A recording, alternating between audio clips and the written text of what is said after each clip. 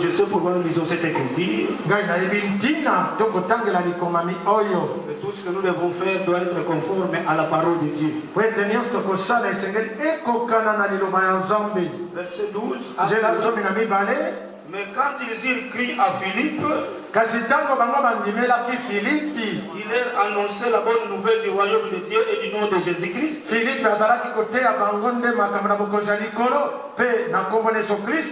Hommes et femmes se firent baptiser.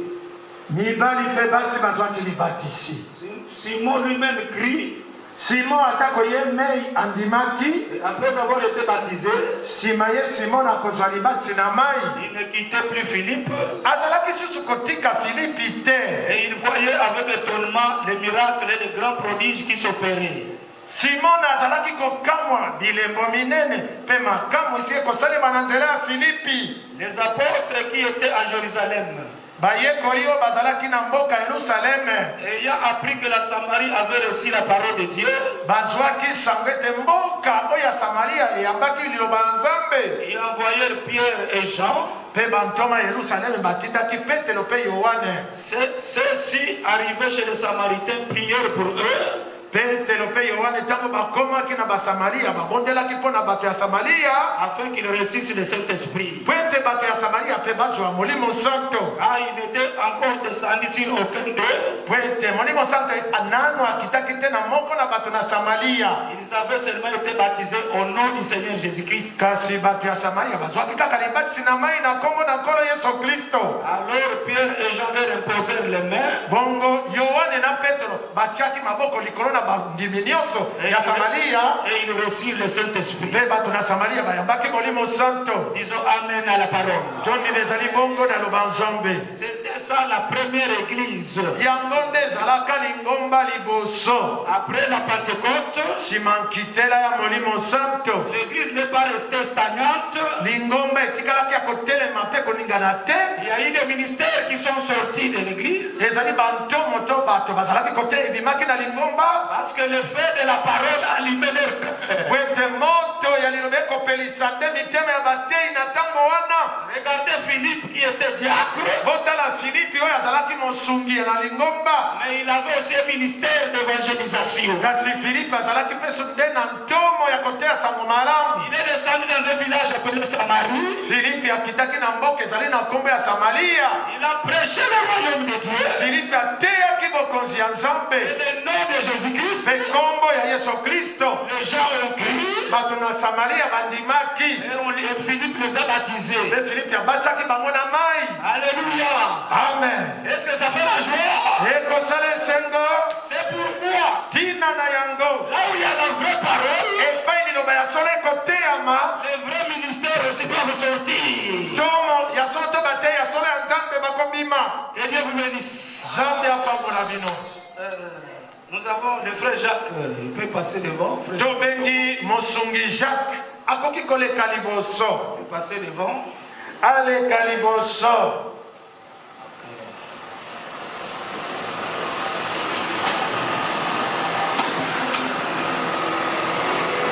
Ok.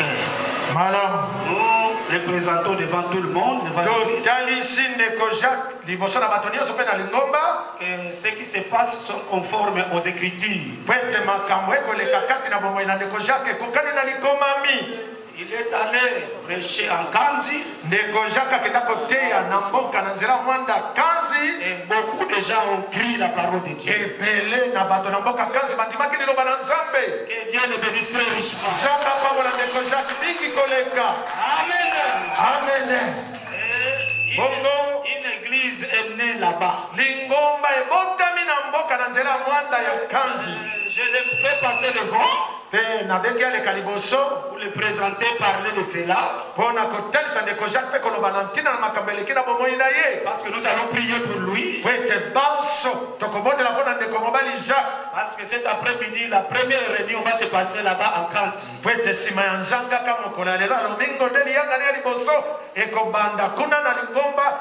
Kanzi.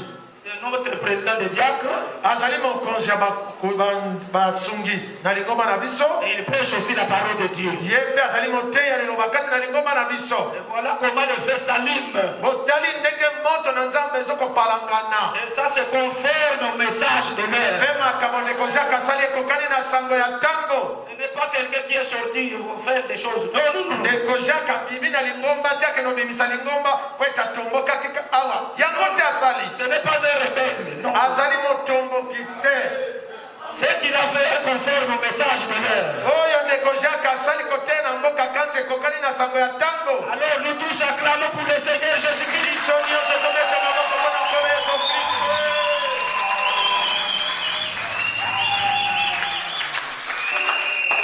Alors il va partir avec des frères. ndeko jacques kaka lelo kaka kokende na mboka kanzi na bandeko mibale ya mibali. Frère Alain et frère Josué, l'interprète. ezali ndeko ale amesana kokenda na ye na kanzi mpe ebakisami ndeko yoswa molimboli. Maintenant, nous tous nous allons prier pour lui. biso nyonso sasa itu lingomba tobondela mpona ndeko jacques nzambe atambola na ye elongo bipai ya kokende oteya. Inclinons nos têtes. togumba mitu. Lèvons-nous, lèvons-nous. totelema biso nyonso moko avanda te. totelema Prions tous ensemble pour lui. tobondela banso elongo mpona ndeko jacques. Que Dieu l'assiste. nzambe asunga ye. Et Dieu, même si les âmes qui écrivent là-bas, nzambe apambola milimu to bato bandimeli liloba kuna na kanzi. et que le feu continue à s'allumer. mpe moto ya nzambe ekoba kopela kuna. La parole de Dieu dit, liloba na nzambe elobi tout ce que vous demanderez au Père à mon nom, nyonso bino bokosenga na mabondeli na tata na kombo na ngai yesu. je le ferai. ngai yesu nakosala yango. Prions tous ensemble. tobondela mpona ndeko jacques banso elongo.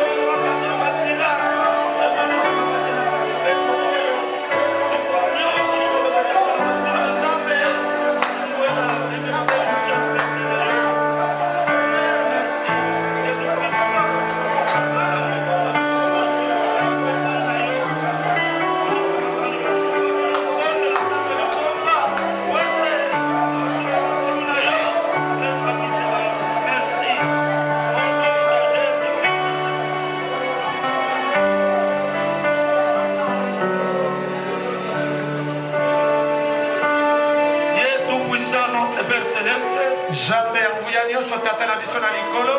Nous sommes encore au retour aux actes des apôtres. biso lingomba na yo tokozonga na misala esala molimo santo kati na bantoma. Le même Dieu qui agissait avec les pierres et les autres, nzambe moko aza kosala na bapetelo mpe na bantoma mosusu. qui est le même, nzambe ozali ndenge moko particulièrement dans cette église, Seigneur. mingimingi kati na mongombo oyo plein évangile kolo. Voici la parole était prêchée à Kanzi. tala liloba eteyamaka na mboka ya kanzi. Et les gens ont crié. mpe bato kuna na kanzi bandimi. Nous te disons merci, Seigneur. totondi yo nkolo.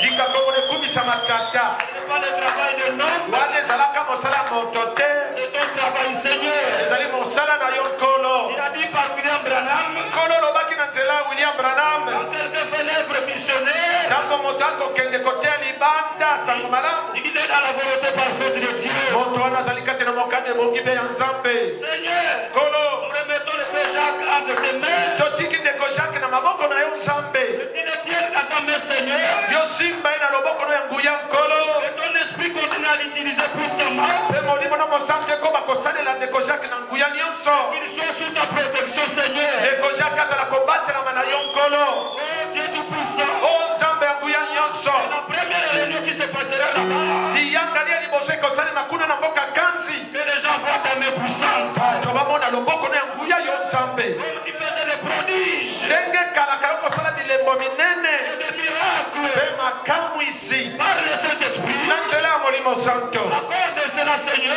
Pesa nzela esalema na ndeko Jacques nkolo. Quand il veut partir. We ntango ya kokenda. En tant qu'église. Biso kozalaka lingomba ya nzambe. Mettons entre tes mains. Tokabi ndeko Jacques na maboko na yo nzambe. Demande tout ce que nous avons demandé. Na kosengaka nyonso oyo touti kosenga na maboteli. Au nom de Jésus-Christ. Na nkombo na Yesu Kristo. Merci, Père. Matondi tata. Tout pour ta gloire. Nyonso esalema mpo na nkembo na yo. Ton honneur. Mpe lokumu na yo nzambe. Au nom du Seigneur Jésus-Christ. Na nkombo na nkolo Yesu Kristo osengi boye. Nous l'avons demandé. Osengi yango boye. Amen. Amen. Ok, merci. Matondi. Que Dieu vous bénisse. Nzambe apambola bino. Loboko na boyokani mpona koteya. Juste, on va dire un mot. Ndeko Jacques akoloba likambo moko na lingomba. Nkolo apambola bino. Que le Seigneur vous bénisse. Tika nkolo apambola bino nyonso. Que la gloire revienne au Seigneur Jésus-Christ. Tika nkembo ezonga kaka epai na nkolo Yesu Kristo. Je suis qu'un instrument inutile de Ngai ndeko Jacques nazali kaka esalelo ya pamba. Et tout ça, c'est vos prières. Nyonso esalemi na mboka Ganzi na nzela na ngai ezali nde mabondeli bosalaki. Que le Seigneur vous bénisse là-bas. Tika nkolo apambola bino mingi koleka. Ok. Malamu. Que Dieu le bénisse encore. Tika nzambe apambola susu ndeko Jacques. Amen. Amen. Amen encore. Amen. Est-ce que vous êtes dans la joie? Bandeko bazali kati na esengo. Est-ce que vous croyez que le Seigneur est avec nous? Ondima ete nkolo Yesu azali elongo na biso.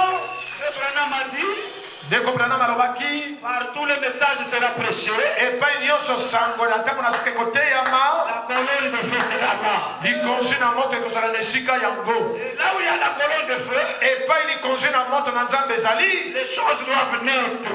biloko na bonzambe ekobotama kuna. On doit voir la main de Dieu. Na esika yango esiki bamona loboko na nzambe. Les gens être sauvés. Bato babika. Les gens recevoir le Saint-Esprit. Bato bayamba molimo santo. Les gens être guéris. Bato babika na nzoto. Et des ministères qui naissent. Mpe mosala koteya ekobotama kati na bato bandimi liloba yango. Amen. Amen. Que Dieu vous bénisse. Nzambe apambola bino. Nous sommes dans la joie. Biso tozali na esengo. Parce qu'il y a des ministères qui naissent. Po ete kati na biso ya misala ya koteya liloba ekobotama. Il y a un autre frère qui prêche par-ci, par-ci, par-là. Ezali ndeko susu ya mobali ya koteya bipai na bipai na engumba na biso ya boma. Ici à Boma, ici. Kaka na engumba na biso ya boma. À notre église. Ndeko yango azali ya lingomba na biso. Juste les jours de témoignage. Ezalaka kaka likambo yango ebandaka na mokolo ya matatu oyo epesamaka awa na lingomba. Après avoir terminé cette réunion-là, Na nsima biso kosilisa liyangani ya matatu oyo esalemaki awa. le feu a enflammé un frère. Moto na bonzambe epelaka na motema ndeko mobali moko. Il n'avait pas dormi toute la nuit. Mpo na moto na nzambe alalaki butu mobimba te. Et il était venu me voir très très Ndeko yango matin. ayaki kotala ngai na ndako tongo. Et maintenant, alobi sasa je ipi peux prêcher la parole par-ci par-là. ngai na koteya na nguba boma awa liloba na nzambe bipai na bipai. Il prêche partout dans le marché. ndeko mobali akoteya bipai nyonso na bawenzo ezali awa na boma. Et Dieu soit loué pour cela. nzambe akumisama mpo na yango. Et n'imitez rien. mpe bandeko toli bomekolaka eloko te. Chacun a un don que Dieu a placé en lui. moko na moko azali na likambo oyo nzambe atia kati na motema na ye. okomona Dans le corps de Christ, na nzoto na Kristo il y a deux grands groupes. ezali na bitonga mibale ya minene. Ceux qui reçoivent le Saint-Esprit bato bakoyamba molimo santo ne sont pas oisifs. bazali bagoyigoyi te. Quand Dieu vous place dans le corps, ntango nzambe akoti yo na nzoto na yesu kristo il y a un travail à faire pour le Seigneur. ekozala mpe mpo na mosala okosalela ye nkolo. Il y a Ephésiens 4, ezali na baoyo babengami na efeso mokapo ya minei verset 11. nzela zomi na moko. Ce sont les ministères. ne bato babengami mpona koteya liloba de la parole. ya liloba ya nzambe. Et ici, il n'y a pas une femme. Na kati na efeso ya minei mwasi abengami mpona koteya liloba azali te. Une femme ne peut pas se lever ici. J'ai reçu le Saint-Esprit, je vais prêcher. Mwasi moko te akotelema kati na biso alobeti na yami molimo santo mpona kobadoteya. Nous dirons déjà que c'est contraire à la parole de Dieu. Tokoloba na ndeko mwasi ekeseni na oyo eteyami na liloba nzambe. Mais les hommes, oui, Kasi mibali oyo babengami na nzambe tokondima pour prêcher la parole. mpona koteya liloba nzambe. Il y a les apôtres. Kati na efeso ya minei ezali na bantoma. Les apôtres. Bantoma babimeli mpe na efeso ya minei. Il y a les docteurs. Ezali mpe na balakisi ya liloba. Il y a des évangélistes. Ezali na bapalanganisi ya sango malamu. Il y a des pasteurs. Ezali mpe na bakengeli kati na efeso ya minei. Il y a des prophètes mineurs. Ezali na basakoli ya mike. Les prophètes mineurs ici basakoli ya mike oyo ya efeso ya minei ne sont pas comme les prophètes majeurs. bakokani te na mosakoli monene lokola Branham. Les prophètes majeurs est pour l'âge entier. mosakoli minene lokola Branham ye nde akoteya mpona eleko nyonso. Il a un message pour cet âge-là. mosakoli monene azali na sango ya koteya na eleko nyonso wana. Mais les 5 ministères ici, kasi batei oyo ntomo mitano oyo ils répètent ce que les prophètes majeurs ont prêché. akozwa mateya ya mosakoli monene bango siko bakoteya yango bipai mosusu. Et tous les ministères ici, mpe bantomo nyonso efeso ya minei oyo vraiment me dit ils sont spéciales. ndeko Branham alobi bazali motuya motuya. Il y a des noms spéciales. ezali na makambo ya motuya motuya. C'est pourquoi parfois vous voyez quelqu'un, même s'il prend une prédication, mais il enseigne, il doit enseigner. yango nde bokomona ndeko atako aye po ete ateya me na esika ete ateya akolakisa nde liloba Pour que les gens comprennent la parole. po ete bato basosola malamu liloba oyo ye akoteya. Alléluia. amen.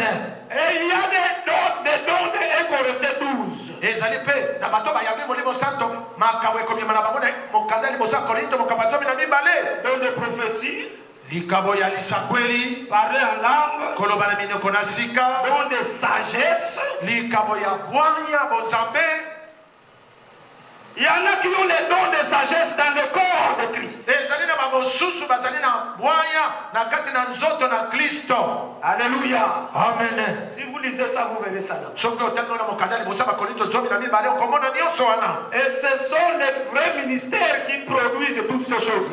ezali nde mosala ya solosolo ya bonzambe nde ebotaka makambo nyonso totangitangi awa. Et moi je crois ngai na ndimbi sincèrement, na motema na ngai mobimba sans vous flatter, nakopakolaka bino mafuta te dans cette église, na losambo na biso plein évangile. les pasteurs Mouyamba, ezala mokengeli buyamba les pasteurs Emma ezala mokengeli ema sont des vrais ministres. bazali batei ya nzambe ya solo. Venez du Seigneur. mosala na bango euti na nkolo yesu. Alléluia. amen. C'est pourquoi ça doit produire. yango nde misala ya bakengeli mibale ekobota batei mosusu mpe misala mosusu. Et sans doute, tembe te sans doute, nakosalaka tembe te. je crois ngai na ndimi que nous serons enlevés. biso tokonetolama. Sans doute, je n'ai pas de doute. nana tembe te. Sans doute, je vous dis la vérité. nakoloba na bino solo tembe ezali te. Sinon Dieu me jugera ce jour-là. soki nde nasali tembe nde nzambe akosambisa na mokolo esambiseli. Et vous qui êtes ici, bino bandimi bozali na esika oyo vous avez aussi la grâce bino mpe bozwi ngolu d'écouter toujours la vraie parole. ya koyoka kata nyonso na matei liloba ya solosolo. Et derrière, il y a Jacques et Israël aussi. mpe na nsima na bakengeli mibale ezali mpe jacques mpe ndeko isalele batei. Et l'autre qui a commencé à prêcher dans les rues. mpe moko na ndeko mobali mpe abandi koteya na babalabala na bawenze kuna na mboka boma. Que Dieu vous bénisse. jean bapambola bino. Est-ce que je vous pose la question? nakotuna bino motuna. Nous venons ici pour être perdus. biso toyaka awa ntango batei biso po ete tobunga. Nous venons ici pour aller en enfer.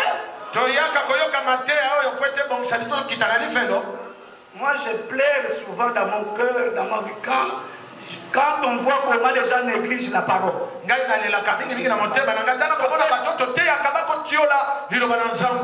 Ça fait pleurer dans le cœur. Et ça vous donne l'humilité encore.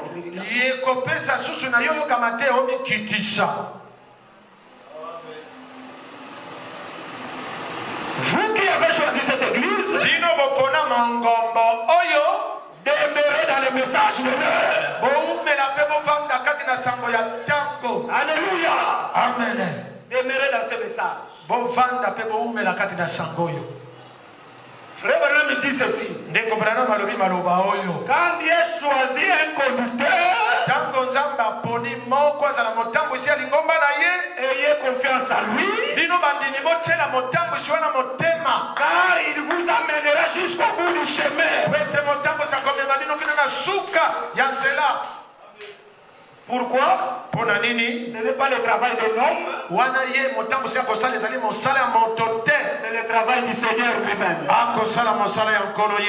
Et l'église appartient au Seigneur. Amen. Amen. C'est pourquoi ce matin, mon souci, notre souci à nous tous,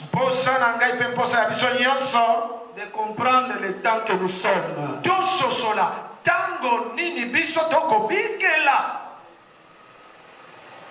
Que Dieu vous bénisse. Élevons-nous pour lire la parole de Dieu. Le pasteur Bouyam vous a salué tous au nom de Jésus-Christ.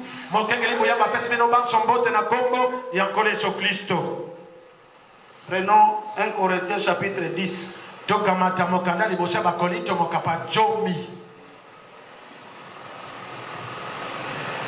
Nous lisons du verset 1 au verset 12.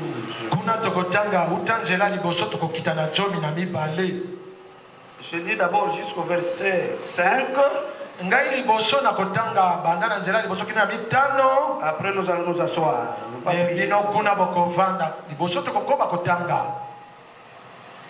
Frère, je ne veux pas que vous ignorez que nos pères ont tous été sous la liée.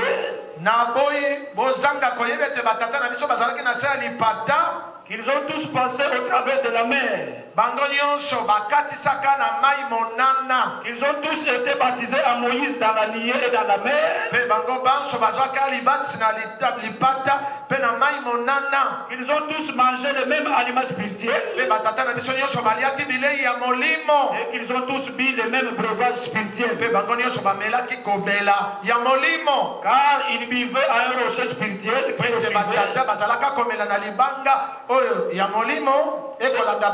Et ce rocher était Christ.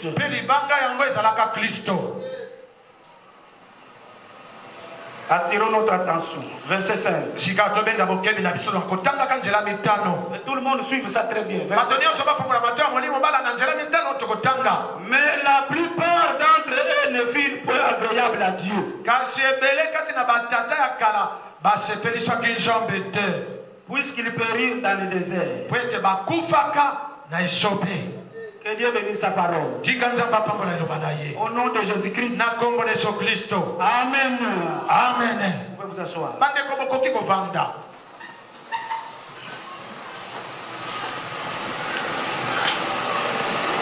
Mais la plupart ne furent pas agréables à Dieu.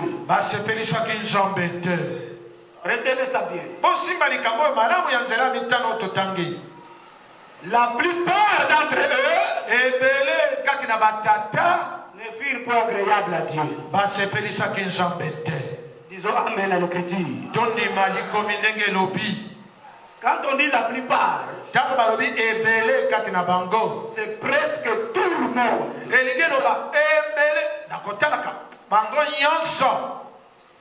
La plupart ne furent pas agréables à Dieu. Donc presque tout le monde, les enfants d'Israël,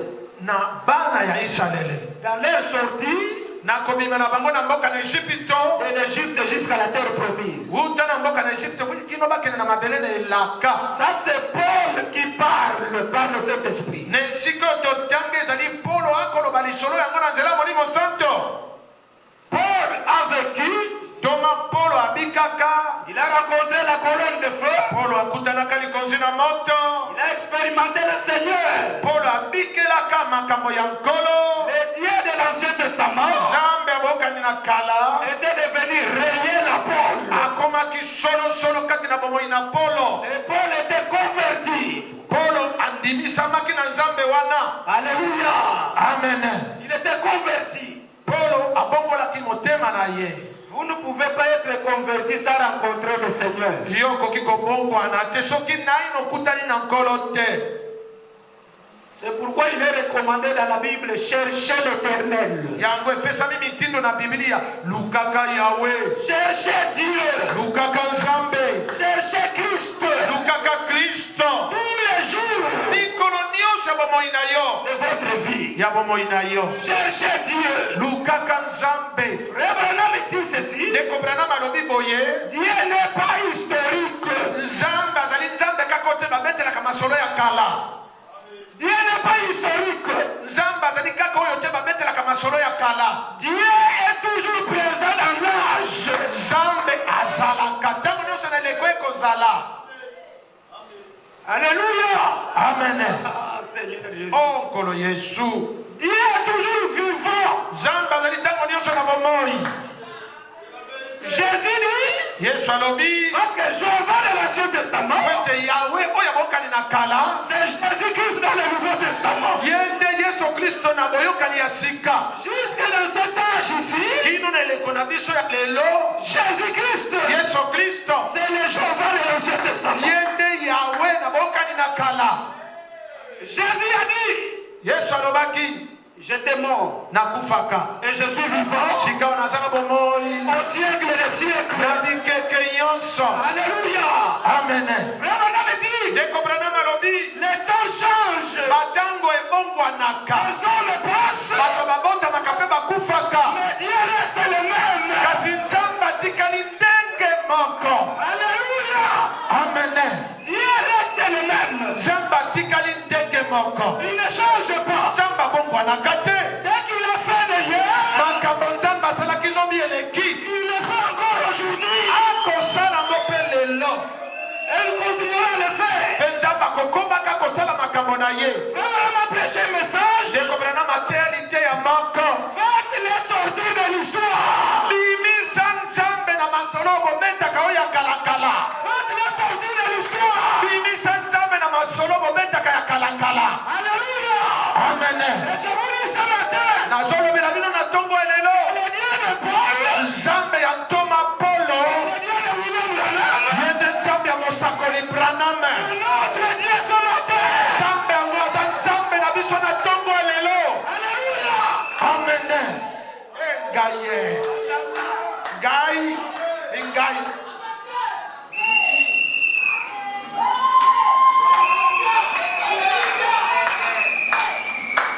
Écoutez, boyoka liloba. pourquoi les gens ne changent pas? Mpo na nini bato bakobongwana te? Pourquoi les gens ne manifestent pas la chose? Mpo na nini bato bakotalisa te eloko ya konzambe na bomoi na bango? Ils n'ont pas rencontré Jésus-Christ. Pete bato yango nano bakutana Yesu Kristo te na bomoi na bango. Nous avons des choses. Tozali na biloko mibale Il y a la parole, ya liboso ezali na liloba Nzambe il y a l'esprit, le Saint-Esprit. mpe ezali na molimo mosanto. Vous pouvez voir la parole sans l'esprit. Ndeko kokaki kozwa liloba na motema kasi ozangi molimo ya Nzambe. Le Saint-Esprit, c'est l'expérience de la Pentecôte. Molimo santo ezali nde boyokani ekitaki na ntango na nkita. L'expérience de la Pentecôte, Libiki bantoma babikelaka na mokolo ya nkita molimo. c'est ça qui achève la nouvelle naissance en vous. Yango ekosilisa mbotama ya sika kati na bomoi na yo. Quelque chose en vous qui bouillonne. Eloko ya bonzambe na motema no ekopelapela. Quelque chose en vous qui vous conduit. Eloko moko ya bonzambe kokamba bomoi na yo. Quelque chose